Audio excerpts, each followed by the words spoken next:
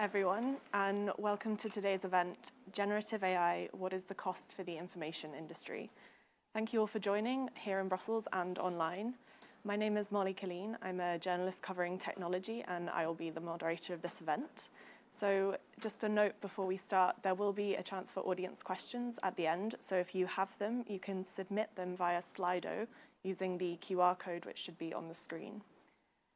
So it's a very interesting topic that we're here to discuss today, and one that seems to be everywhere you turn at the moment.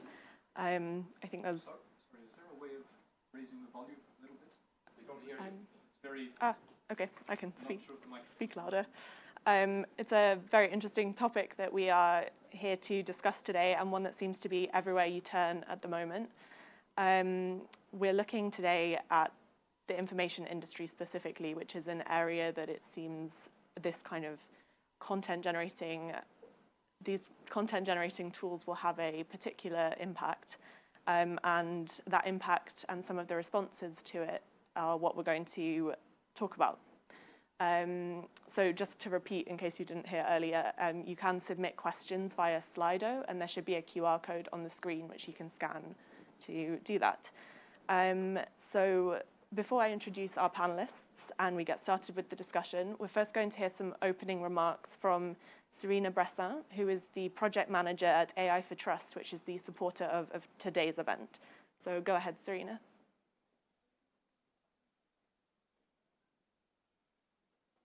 AI for Trust conference entitled Generative AI, What is the Cost for Information Industry?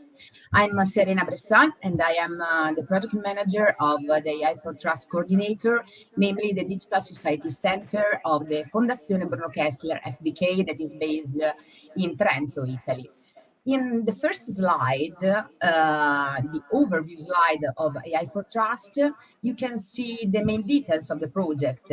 AI for Trust is second slide, sorry. AI for Trust is a Rising Europe project entitled AI-based technologies for trustworthy solution against disinformation. It aims to utilize artificial intelligence in the battle against disinformation.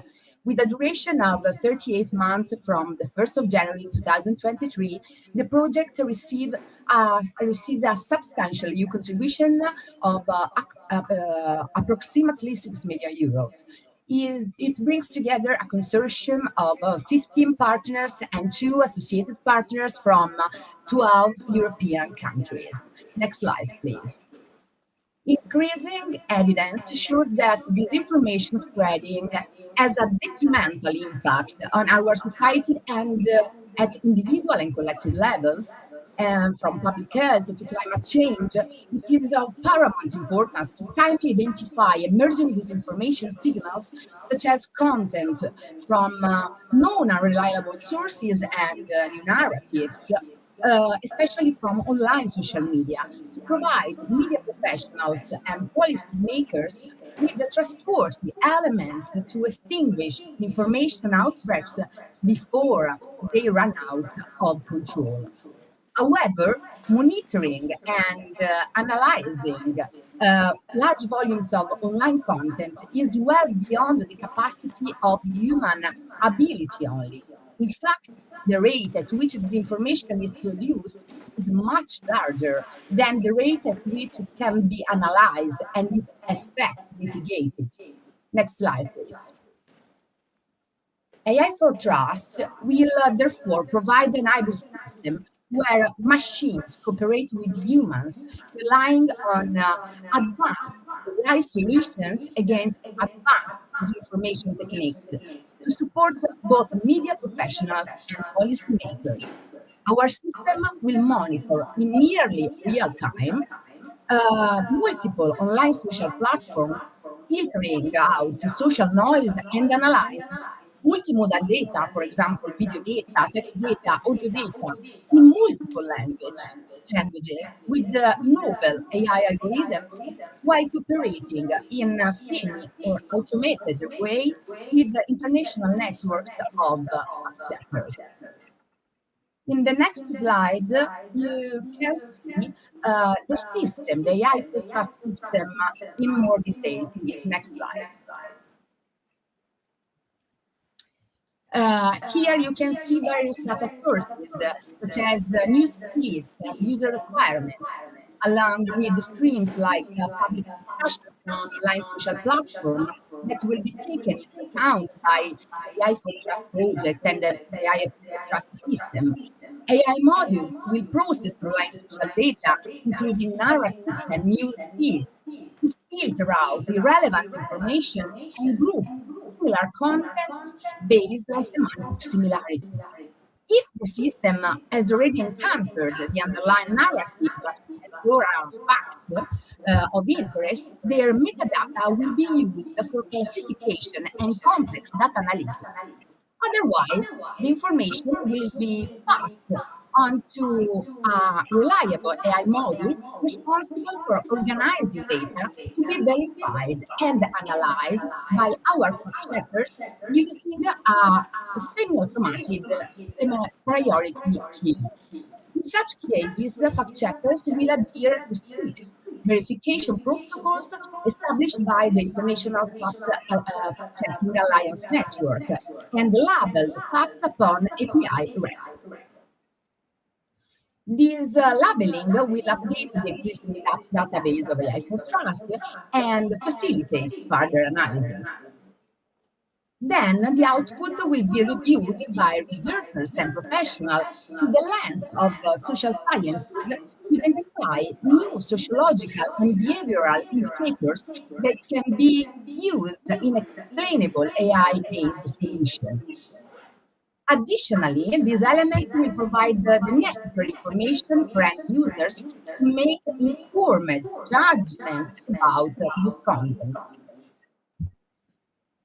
Finally, the AI for Trust open observatory platform will incorporate these elements and offer a user-friendly interactive dashboard for searching, organizing, and accessing reliable knowledge, serving media professionals and policymakers, and also the research community. The final slide, please. So, we can expect that this AI for trust system, based on a human-centered approach to technology that is aligned with the European social and ethical values, will be integrated into the standard toolbox of data analysts around Europe working on this information. In this regard, I want to leave you with some questions and reflections on the huge impact of AI to face the challenges for a European resilient society. In order for that to be a positive impact, we need to act now and to be strong advocates of transparency and responsibility in AI.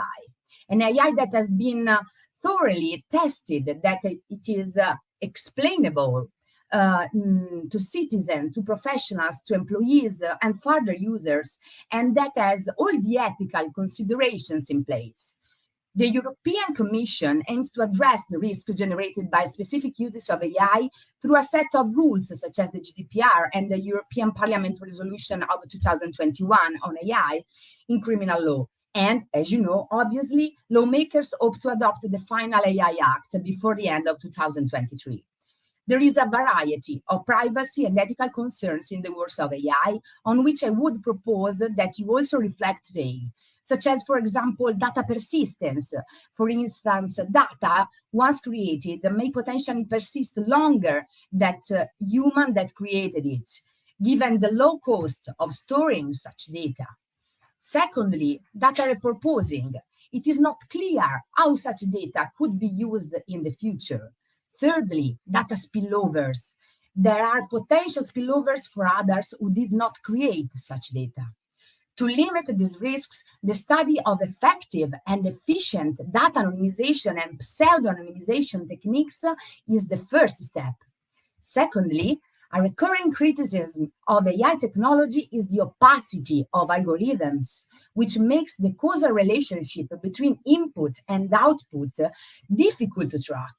Without this understanding of where a decision comes from, public trust in the technology will continue to be limited. Finally, a new transversal challenge is to understand how to prevent and combat online and offline threats without the need for 24 hours a day, 7 days a week, data collection and storage, also through the definition of a set of common standards and good practices for internal access restriction, anonymization, and data minimization, allowing a proportionate data collection, reducing the risk of misuse of collected data, and respecting the fundamental rights of the European Union, especially the protection of personal data. Next slide, please. I hope that this first presentation and introduction was okay for you, and also my final reflection could be useful for you and for your panel. And thank you very much to you all, and enjoy the first AI for Trust conference. Thank you.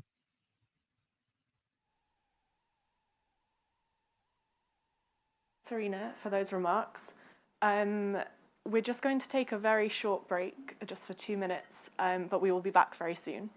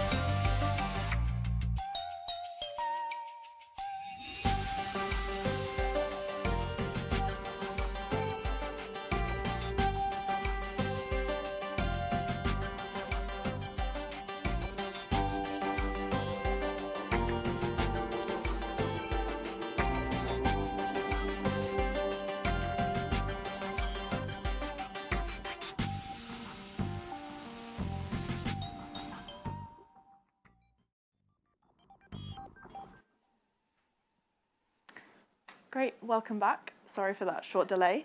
So now we're going to move on to our panelists, and I will just introduce them before they give some opening remarks. So first up, we have Jordanka Ivanova, who is a legal and policy officer on artificial intelligence policy development and coordination at DG Connect, the Commission's digital department. Next, we have Dan Nishita, who is head of cabinet for MEP Dragos Tudorake, who is the Civil Liberties Committee's rapporteur for the AI Act. After Dan is Andrea G. Rodriguez, who is lead digital policy analyst at the European Policy Centre. Then also online we have Matthias Spielkamp, who is executive director, co-founder and shareholder at Algorithm Watch.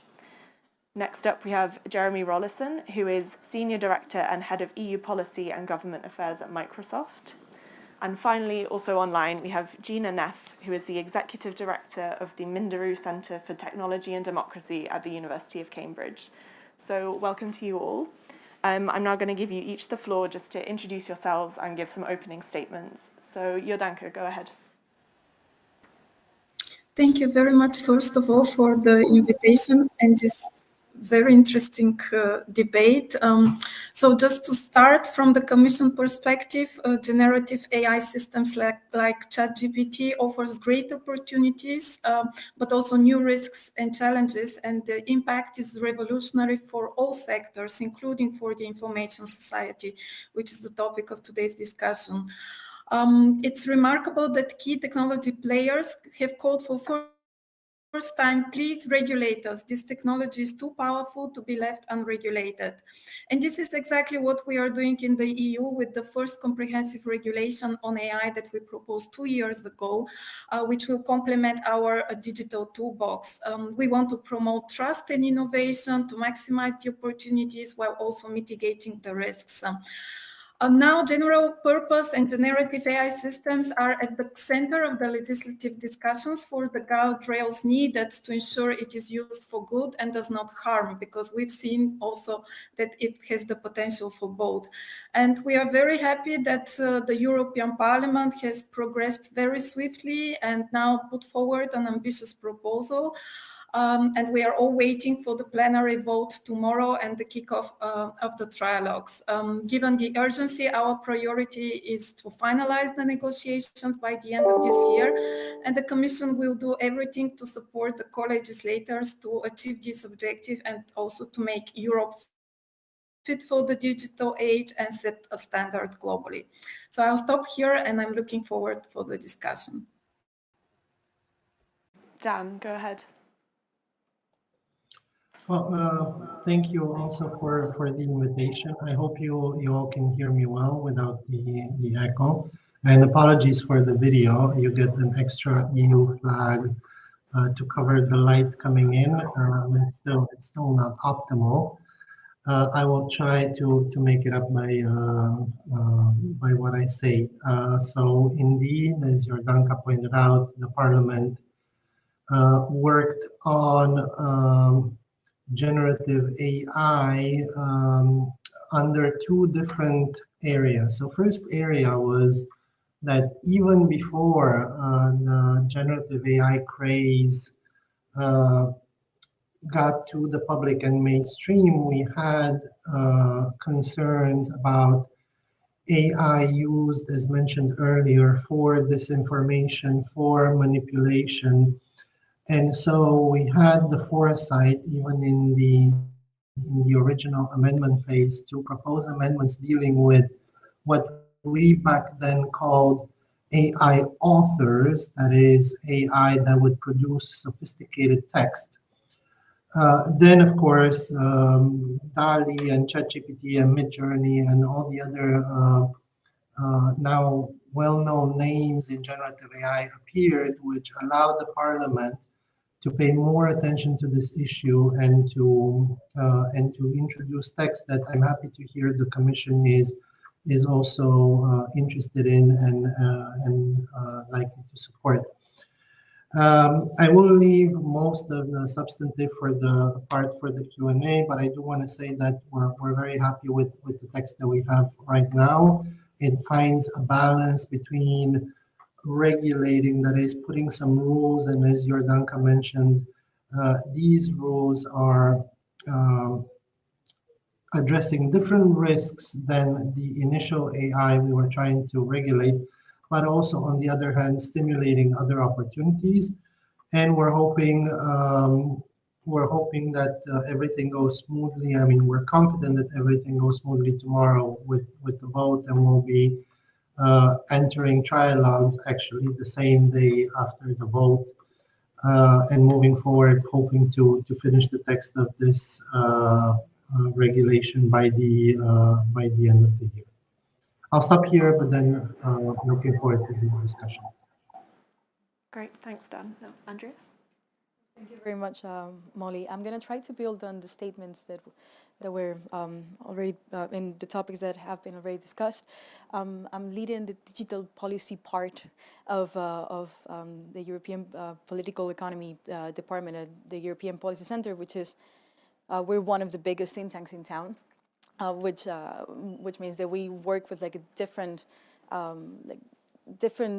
stakeholders that are like right now like hands-on digital policy. On generative AI, there is like a couple of things I wanted to mention. The first is that it's not a new thing. So we've been seeing different technological developments over the last 5, 6, 7 years that have been enabling this conversation over time. So this is not something that just happened with the ChatGPT, and I think that Dan mentioned that correctly when he mentioned, for example, WALL-E, which is a model of 2021. But what it's new, it's two things. Like the first one is it's an issue of outreach. So for example, ChatGPT in the first 2 months had 100 million active users, which is a lot of people. It's basically a third of the European population, which at the end of the day, it creates like a new set of risks and challenges.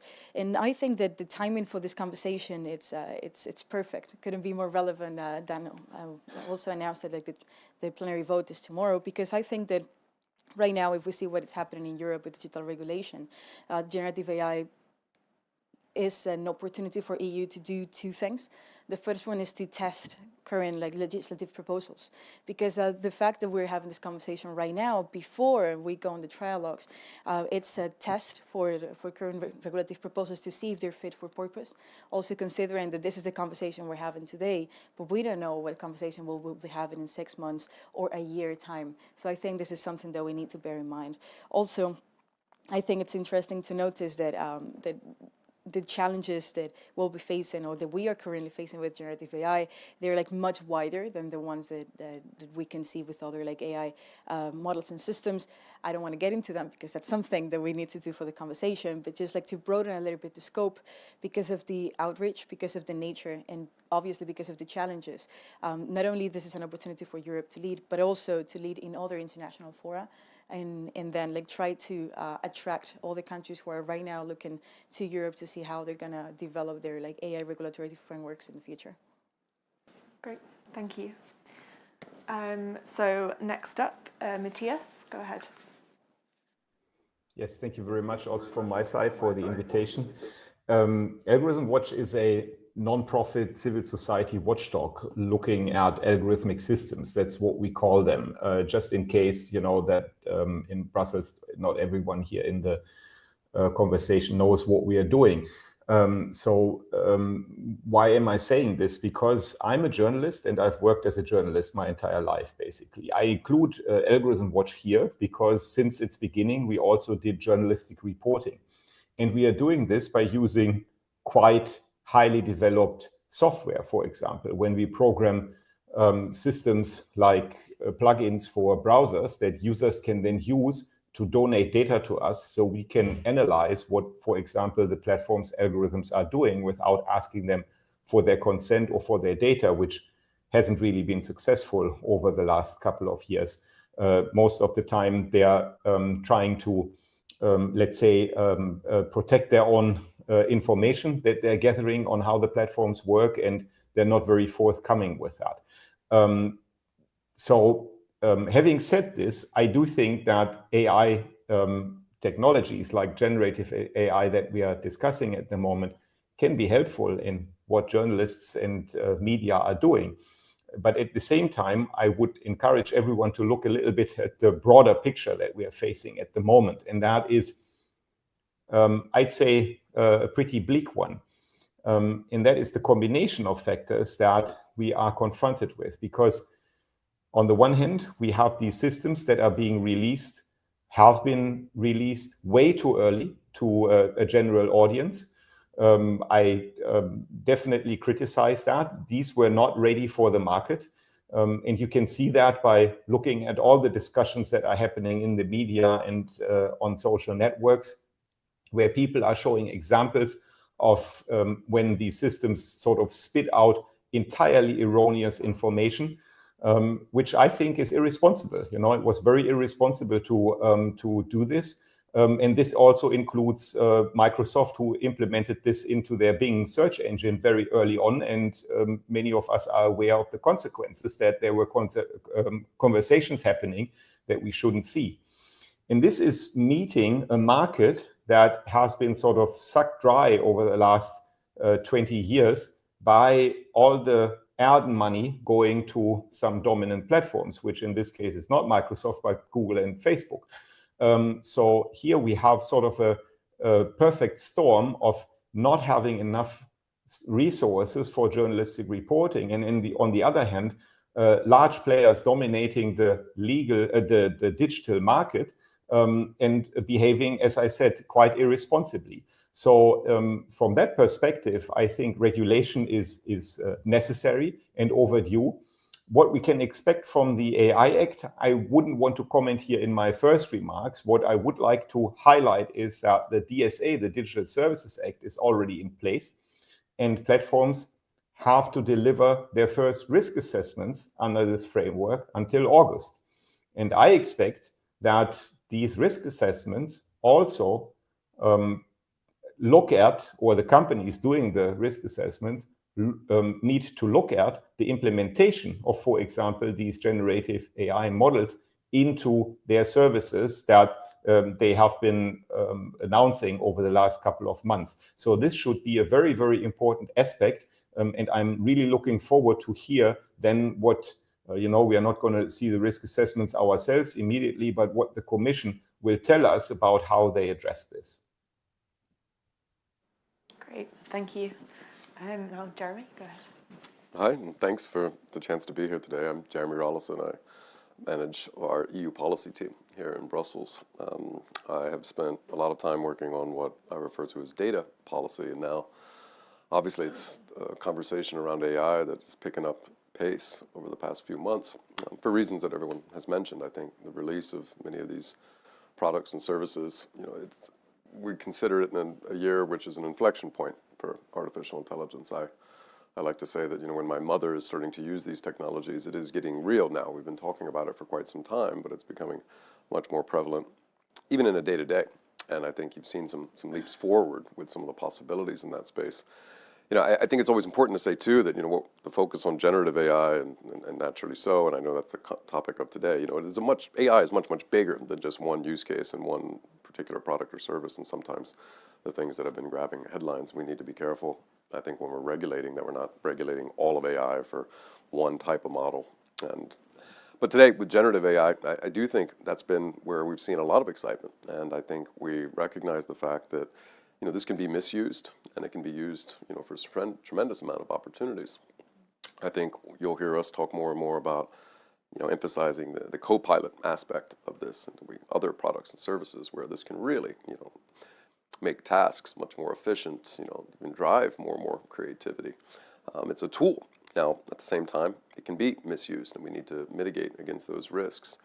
We've joined others in highlighting some of the key principles that regulation would need to follow in that space, and it's a conversation that is happening even globally now. I do think the EU is leading in that space with, again, a proposal for the first horizontal set of binding rules.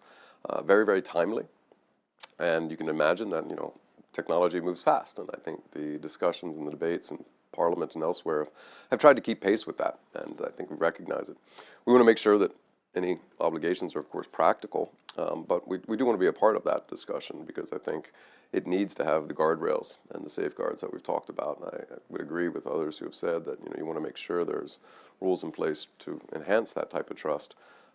But it is, obviously striking a balance. We think this has tremendous opportunity. We're seeing that in rollouts from even enterprise customers and others. There's more and more excitement about this. I think this has a tremendously, impactful potential, and we're seeing that now in the first year. So it's going to continue to accelerate, and I think the EU is leading the way with that, and we're looking forward to seeing how those discussions continue. Great, thank you. And finally, Gina. Thank you, and thank you everyone for being here today. I'm going to just ensure that there's no echo on the call. We're really having a very different conversation about ChatGPT and generative AI that we've had about AI over the last 2 to 3 years. The last 6 weeks have felt like an eternity in terms of the conversations that public are having, the conversations in the media. I think this means that more people are now asking about what this means for our lives and our world and our society. And it's more people are asking about the impact on trusted information. And what's bringing us here today together is to help talk through these issues under the umbrella of the AI for Trust program, which I'm a part of and leading a work package around policy impact. So one of the things that really worries me about the most recent developments is the potential for significant impact around misuse by bad actors and around increasing mis and disinformation on elections, on health, on climate information. And as a social scientist, this concerns me because it affects how people will come to trust one another. So just as Jeremy said, there's really phenomenal ways that these technologies will make our lives better, make our jobs easier. But there's so much work to be done to make sure that our information systems will work for people. So everybody in this room really should be worrying about how people are going to get good, high quality information in the generative AI age. And it's that good information that people are relying on to make the decisions that matter about their lives. That's really the problem that AI for Trust is trying to tackle. And I think it's a problem we need more people and more projects and more work, both from research, civil society, industry, and yes, government and regulation. We need that collaboration to tackle this problem. So Serena told us a little bit about the AI for Trust program. I just want to make a shout out, as an American would say, a call to our sister programs, Vera AI, Titan, and AI for Media. And I'll also bring you into some of the things that we're doing, both in AI for Trust, but in other kinds of science and research efforts. So AI for Media is exciting because it's really helping to establish the networking infrastructure that's going to bring together the European AI landscape in the field of media. And we need those kinds of collaborations right now to make sure we have responsible and trustworthy AI. Those long-running interactions between academia and industry are only fostered when we have that ability to collaborate on problems. Both AI for Media and Vera AI, along with Titan, are sister programs to AI for Trust. We're all funded through the EU Horizon program, and we're all trying to tackle in different ways various parts of the problem that we see from mis and disinformation. So Vera AI is exciting because it's really helping to build professional, trustworthy AI solutions against advanced disinformation techniques, co-created with and for media professionals and researchers. And so we really think this could be the foundation for future research in the area of AI against disinformation. And then AI for Trust, and this brings me to the call that I'm asking all of you in that room there, in this virtual room together. AI for Trust, in our efforts to create better tools for recognizing and countering mis and disinformation, we really need to understand how policymakers and others will use these tools in the work that you do, whether your work is in the technology space, whether your work is in health, whether your work is in science, whether your work is in work and labor.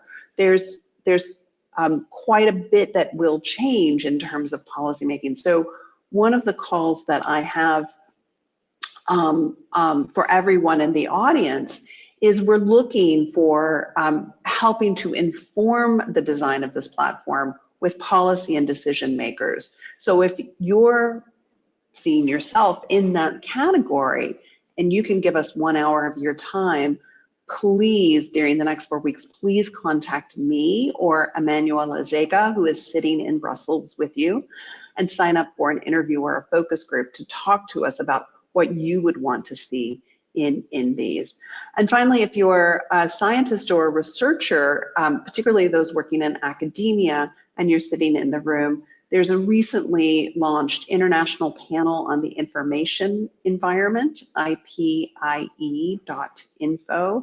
It's an independent global organization that's dedicated to providing actionable scientific knowledge on the threats to our information landscape. So this goes beyond the EU to try to have these conversations with hundreds of leading scientists worldwide, really putting into policymakers' hands, the hands of policymakers, industry leaders, and civil society, these kinds of invaluable insights that are going to make the global information environment better. So I don't think these problems of generative AI are going to be resolved quickly or easily. I do think it's going to take more of us to be working together for solutions. And I'm looking forward to the discussion to see what comes out of today's meeting.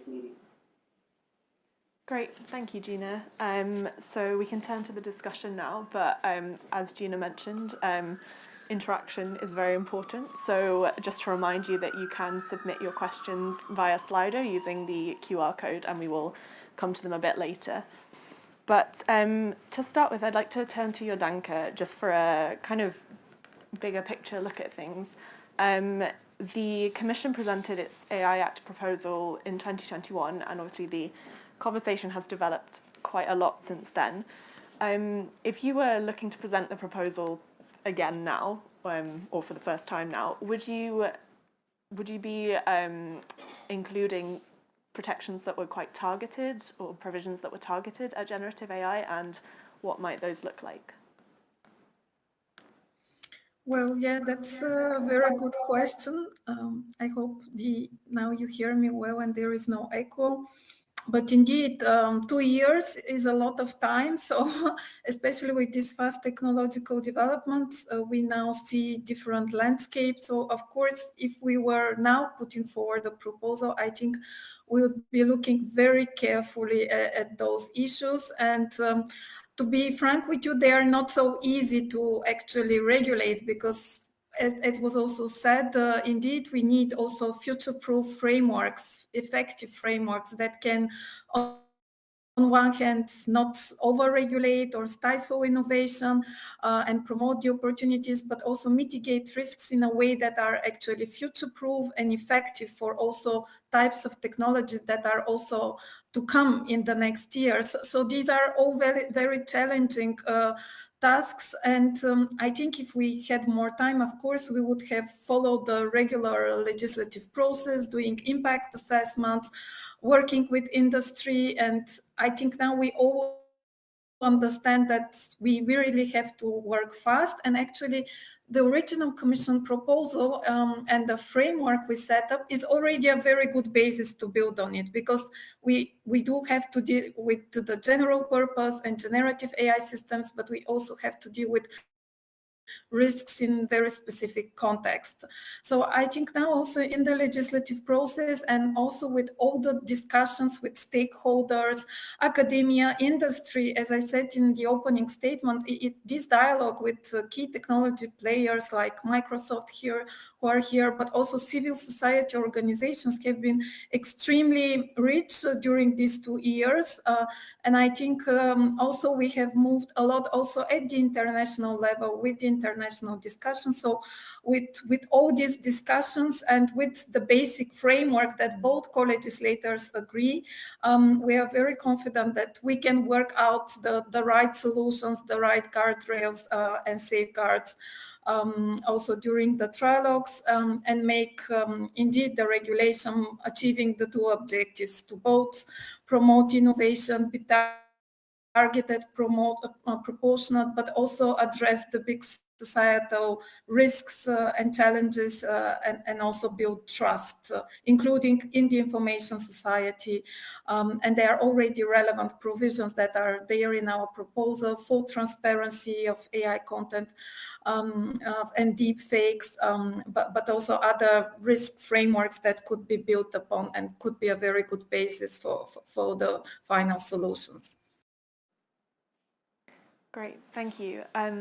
And I know that Gina needs to leave slightly earlier, so maybe we can turn to her next. And you mentioned disinformation in your opening statement. and there's been quite a lot of attention to the potential for generative AI to create this kind of content on a much larger scale than we've seen at the moment. Last week, the Commission announced that signatories to the Code of Practice on Disinformation would be required to label AI-generated content. So what are your thoughts on where responsibility lies in terms of dealing with this, maybe when the content's been generated in one place but then is being hosted by platforms? Listen, we have so much to work out in terms of these problems. So where does responsibility lie? It's going to be with all of us. There are clearly guardrails that need to be in place for understanding how information is being used, is being generated and used. There are clearly responsibilities that companies need to do to make sure that their products are safe and effective and do what they purport to do. And there's responsibilities that those of us have in research, education, civil society to build the social capacity for using these technologies well and understanding what we're looking at. So I appreciate Jeremy's comments earlier about Copilot and the integration of generative text and automated text into enterprise products. We absolutely need to be aware of the risks of what putting these powerful tools in people's hands will do. Now, sorting my email and having quick, short, safe responses, that's great. We're all going to love that. Having things that misrepresent me, misrepresent the world, misrepresent things about me, that's what we're not going to want. So I think in terms of regulation, we need to remember that we're going to fight this problem no longer just in text, but in visual information, in coming experiential and haptic information, and coming in audio, in video, etc. So it's going to be a multimodal fight that we don't yet have the technical tools to deal with. So we can't simply rely on a text-based vision for these regulations, a text-based vision for technology development. We're going to need to get really granular on people's perceptions and what people experience and what people need in order to be able to use these tools and navigate our information environments safely. And given that, Jeremy, you mentioned in your opening that there are a lot of opportunities for this kind of technology to help us be more creative or more efficient, but that is potentially risky in areas like journalism, where accuracy is very important, but things are moving very quickly. So in sectors like this, how can we work out where this technology can be safely incorporated versus where maybe it shouldn't be used? Sure. Listen, I agree with just about everything Gina just mentioned. I think she laid it out really well. You know, there's a balance to be struck here, and I think where there are risks, and if you're talking about misinformation, and get right to your question about journalism, I think there's a lot of things you can do. There are standards which are emerging already around content provenance and authenticity. I think there will be watermarking techniques. I think the transparency requirements, even in the AI Act, are aimed at making sure folks know when they're interacting with an AI-generated piece of content or an AI system. And I think where the Copilot reference comes in, though, is where the line is drawn there is just going to be important. And I'm not even taking a view on it, but the extent to which a journalist can leverage AI to create part of a story, combining it with other sources, where is the output going to be fully AI, partly generated by AI? Some of those lines are going to continue to see discussions around and the like, but I think transparency requirements and some of the standards that are already in development around watermarking and provenance is the first place to start. I think everyone has a responsibility to not only be transparent about when they're using these tools to generate this, but also I think there's a lot of education and skills that should be invested in, also to make sure that people understand when they can identify signs that they're interacting with that type of content as well. So I think it's going to be a continued conversation. I don't think you can come up with a proposal in one law or another that solves this problem magically. But I think as journalists in particular continue to use these technologies and roll out some of these tools, we'll start to see where the best place to put those lines are. But a combination of standards and transparency, I think. Great. And Andrea, another area of quite a lot of concern, especially for people working in the creative industries, is the copyright implications of generative AI models that might be incorporating their work. And the Parliament's version of the AI Act does include transparency obligations to make it clear when copyrighted material has been used. But do you think this is enough to protect the work of people working in these sectors? Well, I mean, I think that obviously copyright is a very, very big topic, and I want to fully disclose here that I'm not a lawyer. So there's like plenty of things that I would not be able to say, but it's true that probably like copyright is one of the most urgent issues to be tackled, yet not the only one. So just thinking about the multiplicity of risks and challenges that generative AI poses, not only for the creative industry, but also for other types of industries, I would say that we could summarize them in 4 big buckets, if we want to say it this way. So we have a big fairness challenge that needs to be tackled, such as the power of generative AI to amplify bias, or to distribute like harmful content. Like disinformation was already mentioned before, and that's like certainly another big concern that we have. Other thing is transparency. Yes, like imposing transparency obligations precisely on copyright, it's good, but how about do we explain to people that this content has been, like, you know, like how do we make sure that people understand what generative AI is, what the impact will have on what they're doing, you know, so those type of things I think is very interesting. Jeremy mentioned before of transparency obligations in the AI Act. I think it's a very interesting topic, and certainly it gives a lot of of tools for the people to know when AI is used on them. But I would be interested in knowing, for example, what Matthias thinks about this, right? Like, how do we make sure that the transparency obligations that we're imposing do really have an impact on the societal implications of AI as well? Like, because we're seeing that's general, I think, on every type of technology, over-reliance by the population. Like, it's fine, this was made by an AI system, but what does that mean? Does it mean that it can trust the content? Because I think there is also a question there on reliability that was brought up before. Also, copyright is a good angle to tackle that, but there's like many other things that come from that. How about like competition? Because so I think that, to summarize a little bit, because we don't have all the time in the world, it's promising that this was included in the AI Act because it was identified as the most urgent issue. Yet, is it something that is going to solve all the problems coming from generative AI? I doubt it, but it doesn't mean that the AI Act does not have instruments in place to solve some of the other issues that I have mentioned. Great, thanks. And we will come to Matthias in just a moment, but I think first, if we just turn to Dan, who has obviously worked very closely on the development of the Parliament's position on the AI Act, maybe you could give us some insight into all these provisions and measures that we've mentioned so far, into why they were included in the form that they are, and also whether ahead of tomorrow's vote you're expecting any significant amendments.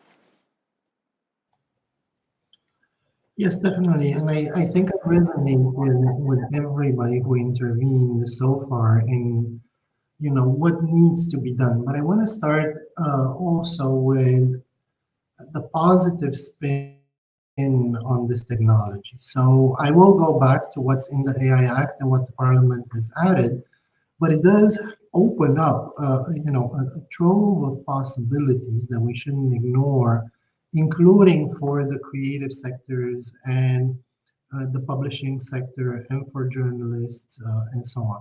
Now, with that caveat, just to add the flavor to the discussion, I'll go back to the rules, because of course in the AI Act, the Commission proposed and then Parliament and Council are working on rules, and these are obligation, and the obligations are in place to prevent some of the risks.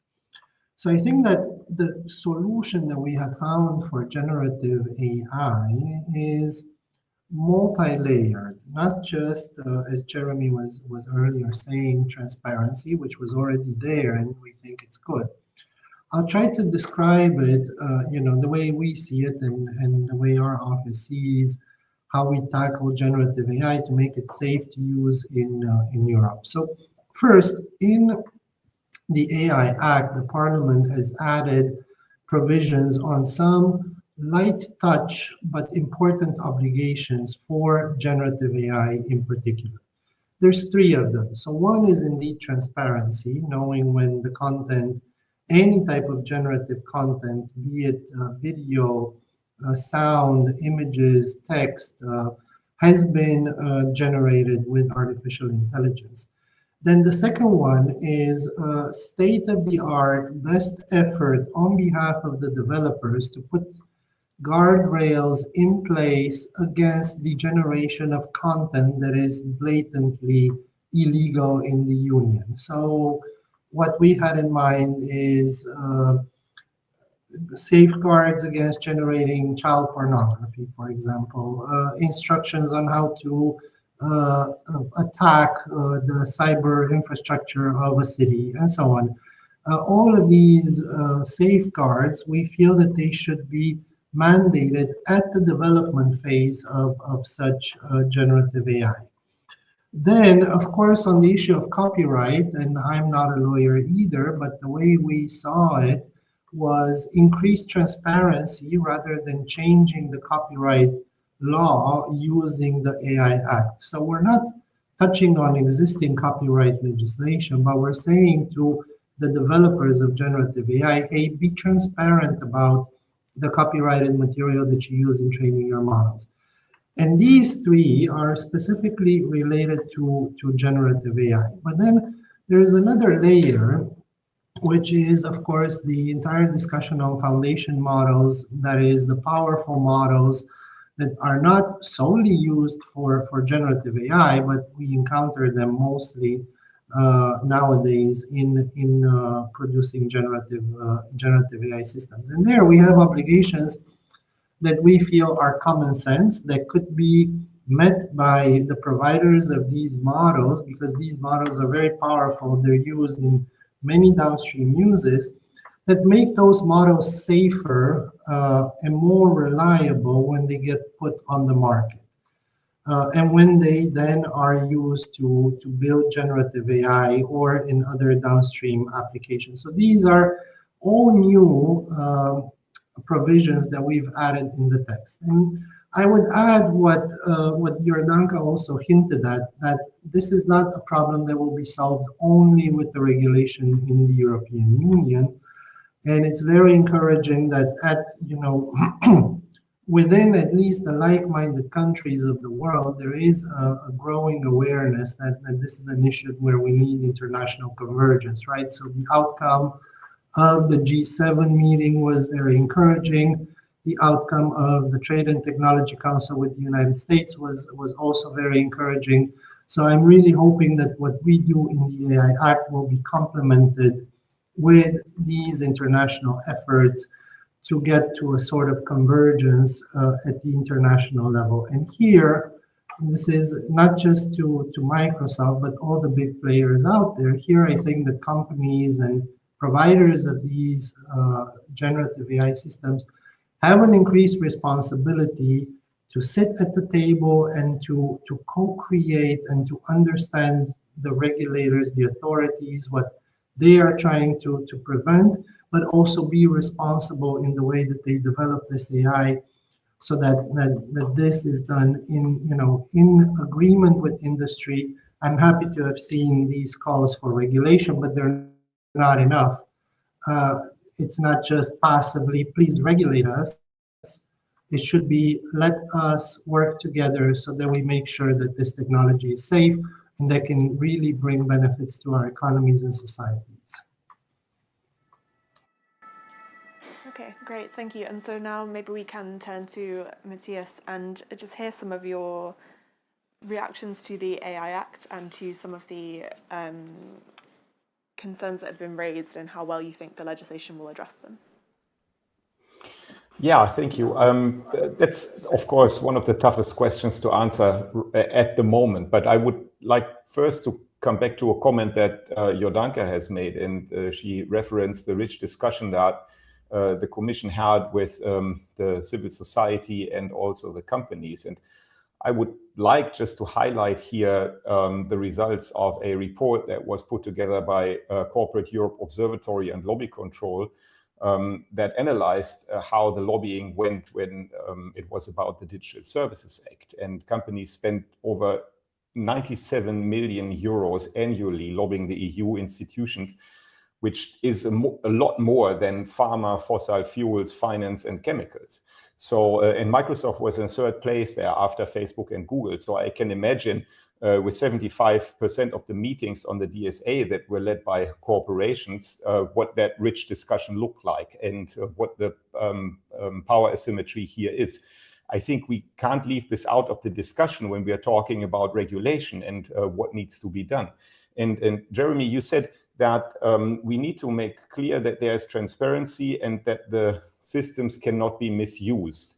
And from what I understood, your comments were aimed at people who would use, for example, the generative AI models as a, as a company or probably even as an end user. And I would argue that the first misuse that we have seen was the premature release of ChatGPT and then also the implementation into Microsoft technology. And I think this is an aspect that we can't leave out of the discussion here when we're looking at what is the development at the moment, because I do think it's an opportunity here from the first of all, the Commission side, but also the Parliament. And Dan, thank you very much for these remarks. I basically agree with all of what you said, including the idea that there needs to be international alignment. But first of all, we need to come to clear guidelines on the European side, because that's what we can influence most effectively. And that we hear then, and this then comes back to the question and the comment by Dan and Jordanka, that we have trust in the suppliers of the models themselves. And we are not so much looking at the users, because, I mean, we need to look at the users as well. And the user here I use in this language of the AI Act, which are the companies who then implement these technologies in their own products. It's not us as the users. We are more like the affected persons who then either benefit or suffer from the use of these technologies. That it is important, if we want to be able to trust the suppliers of these models, that there are clear due diligence requirements, risk assessment, but also, of course, risk mitigation and risk avoidance. We are talking a lot about risk mitigation, which presupposes that, there will always be a risk and we can only mitigate it. Yes, I mean, that's true in most walks of life, but there can be a more ambitious approach, looking at how we can actually avoid some of the risks that these technologies come with. And last comment on that, you also said that we need to look at the market and how it's composed. And I, again, agree with that a lot.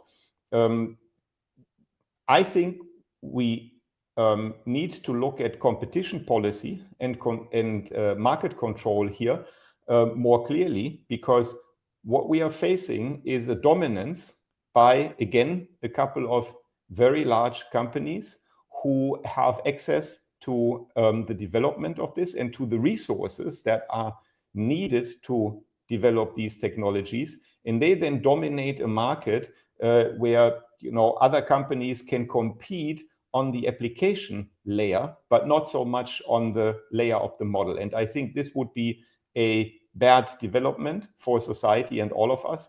And so I think this also needs to be addressed in addition to the due diligence, transparency, and risk mitigation ideas that are already now proposed by the European Parliament.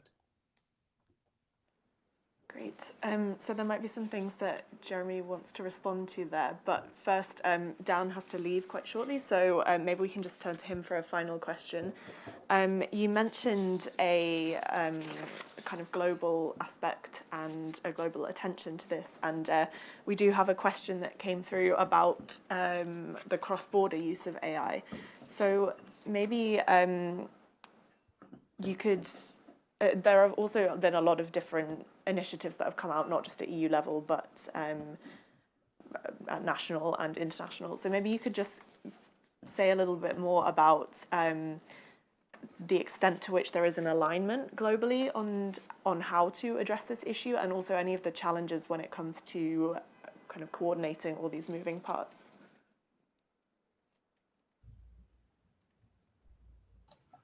Definitely. So I echo first what Matthias was saying, that what we have right now as a tool at our disposal is European legislation. So, of course, the other layer at the international level has to be at the political level, has to be a concerted diplomatic effort to get an I will be a little blunt here and say that I do believe that it needs to start with the democracies of the world, because a global effort from day one would be very difficult. But I think that slowly and within this community of democracies, we can get slowly to a certain consensus in what the, let's say, principles, not rules, are. And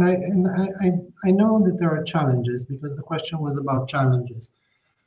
So one of them is literally different regulatory traditions. So it is interesting to see that the Americans are now really thinking about AI and generative AI, of course, stimulated by the recent developments in recent months, but they have a different way of regulating. It's not the way we regulate. Nevertheless, we feel that once we get to the same principles, based on the same values and on the same objectives that we're trying to achieve, with different regulatory instruments, I think that that is a very, very good place to start.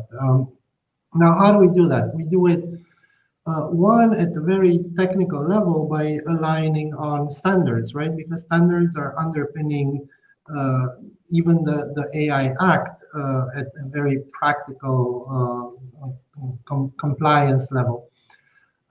Then aligning on the principles and the values, and I think that we're getting there. And then, of course, somehow getting to an agreement that is more or less formal, and that includes, as I said, to a certain extent, companies with a soft obligation, but nevertheless that will lead to more convergence in respecting those principles. And yes, I do have to jump off. It's a couple of crazy days here with the debate coming up soon. I encourage everybody to watch it today at 1 on the AI Act, and then the vote tomorrow. And I know I skipped by mistake a question. What do I expect at the vote? I think it's going to go okay, and we'll get our mandate probably in the same form that you have seen adopted in committee. And then we'll move right into trialogues, as I said, the same day. Now, because this section and this whole conversation on generative AI and, as I said, foundation models is a new addition to the AI Act that the Parliament has proposed, I do want to encourage everybody here, but also listening in, to look at those proposals carefully and to send us and the Commission and Council their proposals to improve it, so that there's openness from the Commission, as Jordanka said. I know that there's openness from Council to have something in the text about these. So now is a good time for everybody to send in feedback, so that by the end of the trialogues we have a very good text on one hand, tackling all the challenges and the new risks, but on the other hand, making sure that we're also supporting innovation and leveraging this technology in our societies. So once again, thank you all very much. And this was a very, very good conversation. And let's keep in touch for the next steps in the process. Great, thanks, Dan, and thank you for joining today. So maybe turning to Jeremy now, Matthias raised a lot of points in response to what you'd said. So if you'd like to respond to any of them, and maybe particularly on this question of how we can build trust in the providers of these technologies and any steps you're taking to preempt some of these risks and mitigate. Sure. I think one thing that several other panelists mentioned, and I think it's an important thing to keep in mind in the regulatory conversation, is, this is several layers of a technology stack. Every layer has a pretty integral part in releasing or developing something that ultimately we call, an AI system. So you have an infrastructure layer, you have the application layer, you have a deployment layer, and that's getting more and more, complex naturally, because these are models that can be used by others to train other models, and there's APIs. It's not always as simple as I think sometimes we may reference. But I mention that only because when you think about the type of risk that could be in place and who's closer to that, what layer may be closer to that in terms of avoiding it altogether, as Matthias said, I think you want to make sure that it's practical in that sense, at the application layer where some of the choices may be made to go in a high-risk direction or low-risk direction. It's only natural there that there would be certain obligations. Now, at that layer, they may not be able to fulfill certain obligations if they're relying on systems that they haven't developed. So again, then at the development layer, there needs to be a different set of obligations. So I think that balance, and I think the Commission's proposal actually recognized, different layers of that, and I think the Parliament and Council have both tried to get on that. Listen, we've, at Microsoft in particular, we've launched a responsible AI standard that we've actually made publicly available, and that comes with impact assessments, templates that others can use. It talks about the way we bake that into all of the development we're doing internally. We're sharing that experience with others. I think also one point that hasn't come up is that people will only use the systems that they trust, and there is a competitive space there. And I think, the systems that perform the best, the systems that perform the most accurately and the most reliably are ultimately going to be the ones that are relied upon more than others. So you have almost an inherent motivation to be building these things in that way. But it's going to be a combination of things. It is going to be the regulatory guardrails that we talked about. I think I agree with what Dan and others were saying, that we do all have a responsibility to come together and make sure that that's set up the right way. At the technology level, at the democratic level, at the legal level. It's always going to be a balance. And I think you'll get different views there about where we get it right. It won't finish with just one proposal. It will continue. This will continue to touch upon policy spaces that we've talked about for years, whether that's privacy, whether it's intellectual property, competition, what have you. So I think it's going to be ongoing. When the AI Act is adopted, that will not be the end of AI regulation by any means. And I think as more and more of these launches take place and more customers and users roll out new ways of viewing this, we'll learn about some of the misuses as well. But I think we're going to also, see a lot of benefits to something like this. And that's exactly why we're trying to get the balance right. And again, we're happy to be a part of that conversation. Great, thanks. So we are approaching the end of the event. So we'll turn to some audience questions in just a minute. So now is the last chance to submit any if you have them. But before that, Andrea, this technology is developing very quickly, but the regulatory process is slightly slower. So it'll still be a while before the AI Act is finalised and in place. Do you have any concerns about how far the technology might have developed by the time all these rules are being enforced? And should we be looking at any alternative or parallel approaches to regulating it? I think that is a very, very good question, right?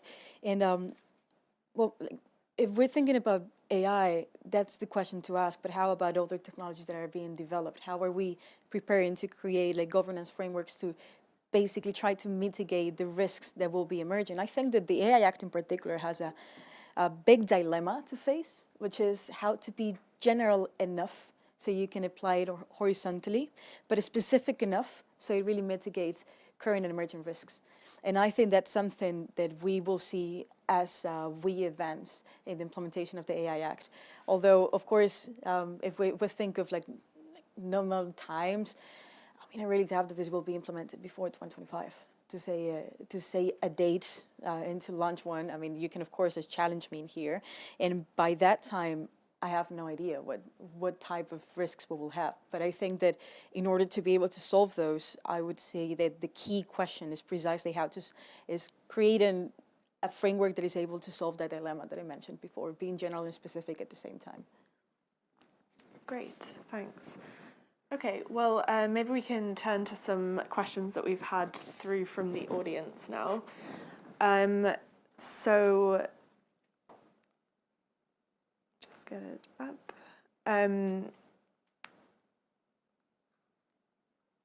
Sorry. Jordanka, maybe this might be one for you. A question from Alexandra Vella, which is, the light speed uptake of ChatGPT does not seem to indicate mistrust in the technology. Are we sure there is a need to regulate to improve trust under these conditions? So maybe you could, we've talked a bit about trust as well before, so maybe you could give us your thoughts on this question of trust. Well, I think, I hope you hear me without the echo, but I think we've seen examples of both, yes, user trusting, but also other users mistrusting. And I just recently read also an article where a lawyer just put in ChatGPT a request to come up with relevant case law for a case that it had to appear in front of the court, and it wrote the plea completely based on the submissions of ChatGPT, where they cited a lot of cases that never existed. So it was a bit of an awkward situation when that was not checked. So obviously we've seen also technology is improving a lot, but we've also seen, for example, risks of hallucinations, and there have been already this importance to know the limitations of the capabilities of the technology, and also for providers to be transparent and also always to use this only as a tool is quite important. So that's why I think there will be also, as mentioned, need for further education, for further human oversight, and also responsibilities for how it is further shaped and used, while at the same time we do recognize that actually what it's capable of doing is just remarkable, and there are so many efficiencies. So indeed we have to find the right balance and to make most use of it, adapting also based on the different context and uses. Great, thanks. Did you want to? Yeah. Besides trust, there is an issue of accuracy as well. Like there's types of language models, ChatGPT has been like mentioned, it scraps the internet for data. And then we cannot assume that all the data that we put in the internet is accurate or reliable. And that's, I think, something that goes to the root of the problem. And that's something that should be addressed, I guess. Great. Yeah. Okay, maybe this could go towards Jeremy. Microsoft is hardly an SME, but this question is about SMEs, so maybe from a business industry side, you could take it. So the question is, AI is a two-horse competition between the US and China. Regulation is necessary, but the compliance costs are high. How does the EU plan to help SMEs and compensate for those costs? I mean, maybe you can't answer on the how is the EU planning, but maybe just in terms of how industry can prepare when, especially for sure. Business. Well, no, and Jordanka might be able to answer that a little bit better than me. I mean, there are some exceptions in different proposals for small to medium-sized enterprises from some of the compliance obligations. But it is a really good point. I mean, I wish there was a test for every proposal that, is this going to make it easier for European startups and SMEs to catch up, to launch, to roll out? And, we've heard it over conferences throughout the years that if in a global competition, if European companies, need to hire lawyers while others are hiring engineers, it's going to be tough to compete in that space. So the rules do need to be understandable. And I think you could apply that type of SME test to each of them. Now, I know within these specific rules, there are a lot of exemptions built in for startups and SMEs. But at the same time, a risky product or service is a risky product or service. Just because it might come from a small company it can have still a tremendous impact. But I do think an SME test of sorts could be something done with a bit more rigor in the next European mandate. I think a lot of this is done in the name of startups and SMEs. But when you talk to those customer segments, they don't have the same footprints and ability to participate in some of these discussions as others. So I think it's a lot to digest. If you're looking at this space and a company in Europe launching in this space, there's a lot of rules. It's not just the AI Act. You have to be aware of so many other rules. And once again, if that requires a lot more legal investment than engineering investment, that's going to be harder to compete, I think.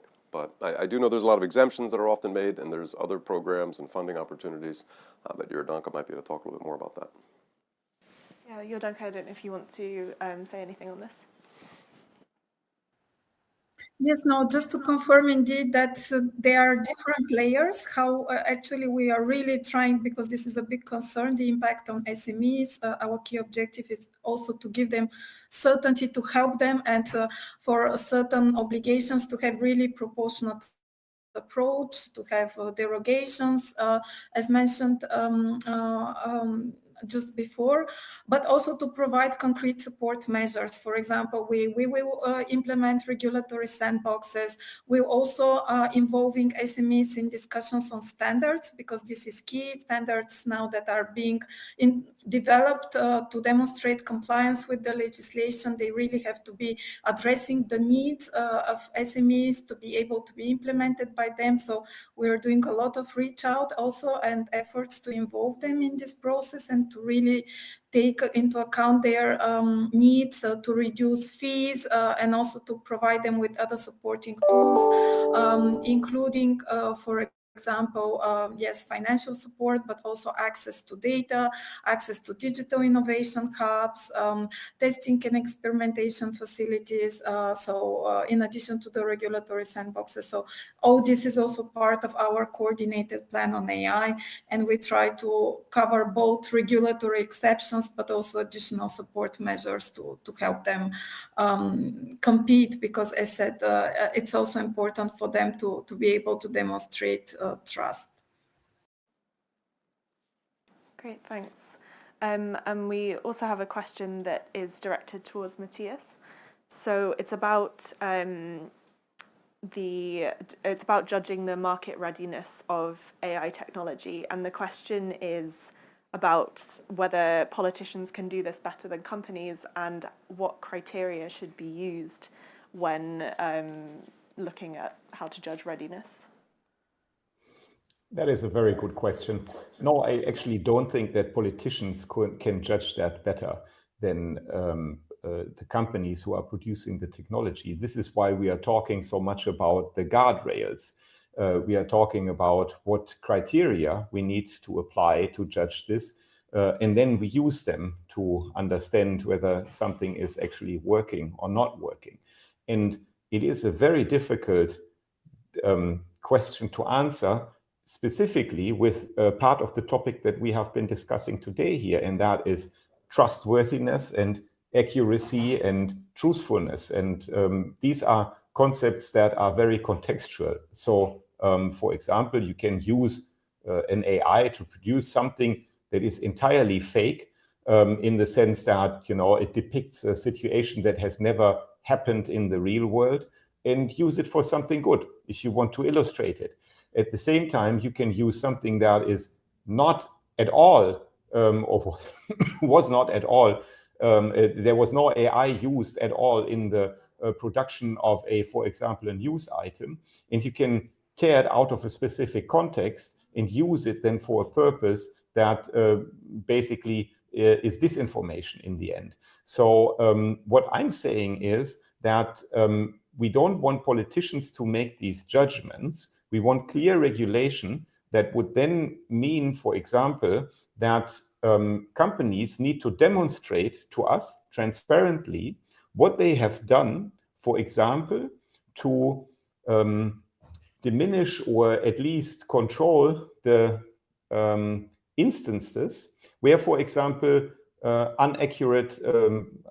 wrong information is produced.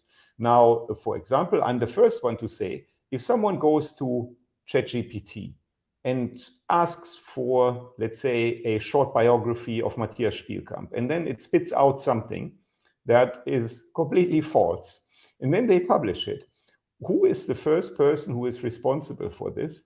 Of course, the person who asked ChatGPT to create this bio and then distribute it. But we should not close our eyes from the fact that the way that these systems are put in the market, and that was coming back to this question that was asked beforehand, 100 million users, doesn't this show that the systems are trusted? Well, in a sense, yes. For example, they can be trusted to produce really real life looking fake porn, to produce a campaign against someone you don't like. Now, is that the level of trust or the idea of trust that we have for those systems? Certainly not. So what we can achieve is not that we have politicians in the end judge the truthfulness of this. This would be a horrible scenario, and I'm a free speech activist myself, so I would not condone that at all. But what we need to put in place are these guardrails that require companies to do a thorough investigation, first of all, into what results the systems produce, and then also a control structure that looks into this and says, yes, this has been done diligently, or it hasn't been done diligently, and this should also be very transparent. Great, thank you. And so just as a final audience question, we have some messages here from someone who is working in climate change awareness, so it might be interesting to hear how you think this kind of technology might be able to be applied in the area of green tech. I don't know who would be, Jeremy? Yeah, it's actually one of the segments that some of our international collaborations and even some of our enterprise partners have gotten most excited about. Whether it's identifying efficiencies in buildings, or whether it's identifying efficiencies across assembly lines, even during some of the more recent international coming together around some of this with researchers that we've been a part of. There's different data sets that can be leveraged now in more creative ways to identify some really common patterns. And it's some of those big societal challenges that I think we frame up the AI opportunity around the most. So I can just say that that's actually one of the most exciting areas, as it's kind of a joint challenge. And I think some of this regulatory discussion is also a joint challenge. You're seeing a lot of exciting use cases come out of that. So. Great.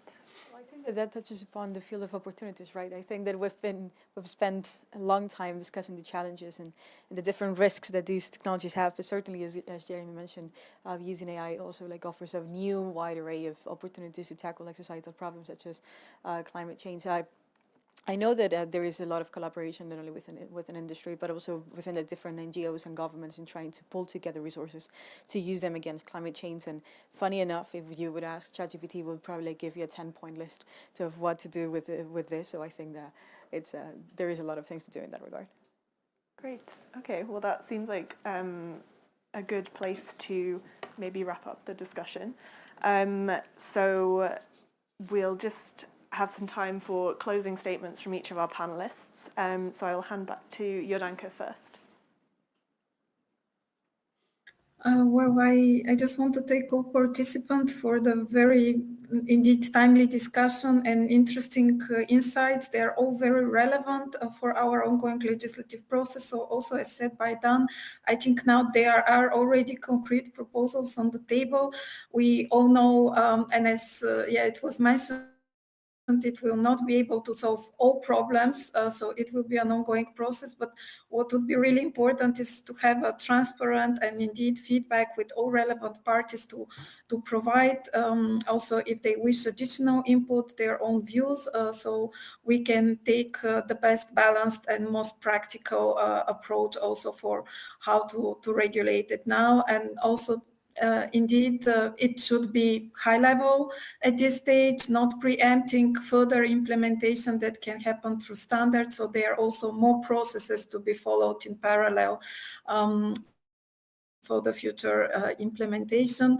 And we do want also to engage a lot with industry. Maybe, you know, our Commissioner Breton also launched an AI Pact to engage with industry to anticipate the future implementation, prepare for the AI Act. So we look forward to continue and to engage in all those processes also together.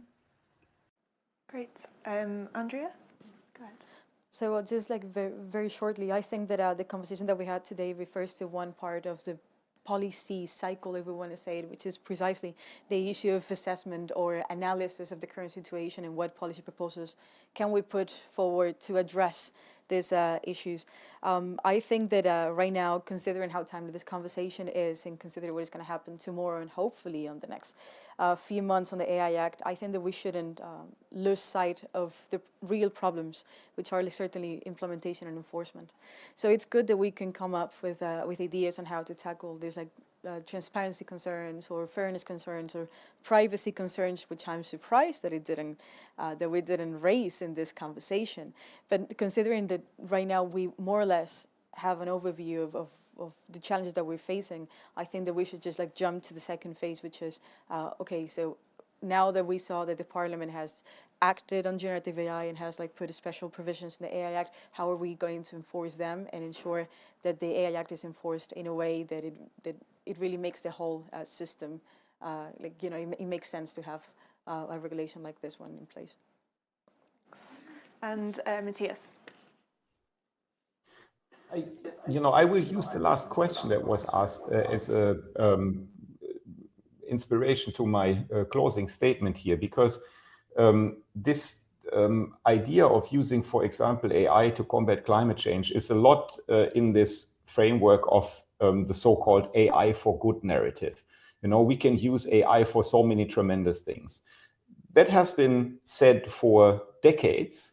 And if you look at it closely, you know, most of the time it was to give people the impression that you had wonderful solutions, but most of the time it was solutions looking for a problem. And more than that even, these systems have produced real world harms. Am I saying that they cannot be used for good? No, I'm not saying this. But what I'm saying is that we need to look at the entire picture again here. And we can look at the resource consumption of these systems, and not just generative AI, but general the digital economy. That is enormous. And it has not led to the effects that were promoted over and over again, you know, that people will just not use transportation that much anymore in video conferences. It's not the case. You know, the number of flight travel or the level of flight travel has not decreased, except for the time in the pandemic. But that was a completely different effect. And then, of course, you know, digitization and now AI will in the end lead to a world where we can all concentrate on what we really like to do, because AI is going to take over the part of the job that are tedious, you know, and not something that we would like to do. And what has happened in the real world, we have a platform economy that really coerces people into situations where they are controlled by algorithmic management, and basically always have to go to court if they want to change something about this. So I would like to ask everyone to really be cautious against this AI for good narrative that this is going to make the world so much better. We are looking at a political economy here, and that political economy has very dominant players, and these very dominant players use their power to increase their market share and their profit, and not necessarily the benefit of humanity. And Jeremy, final word. Sure. I'm a bit more positive than that. I do think that we're having conversations like this, and we never want to minimize the challenges, and I don't think we do, and we'll continue to see new challenges. And I think it goes without, well, it doesn't go without saying, but I think everyone here can attest to the fact that Brussels is certainly a place that's leading the way with a lot of these regulatory discussions. So I think we're going to continue to have these discussions, and I think you're going to have them in different sectoral fora as well. You know, the story in a manufacturing context is a bit different than the story in a financial context or a health context, and we haven't talked about that. You know, I think there's risks, and it's constantly a question of trade-offs, you know, and it's a question of getting the balance right. And I think the EU has an opportunity to lead there. I think they're already leading, as others have said, even in between the adoption of the AI Act and the entry into force of those rules. There's codes of conduct that have been announced. There's several international initiatives. And this is the year where all eyes are on it. So I think we're going to see some of these product launches. We're going to see customers using these in more exciting ways, and that's going to bring excitement. That's going to bring a lot of benefits, and there's going to bring a lot of challenges to that too. So I think if we get the balance right, this is something where we can see that really profound impact that it's going to have, and I like to think that that's going to be more positive than negative. Great. Well, we will have to leave it there, but thank you so much to our panelists for joining today, and thank you to everyone who has tuned into the event. And yeah, I hope you have a good rest of your day.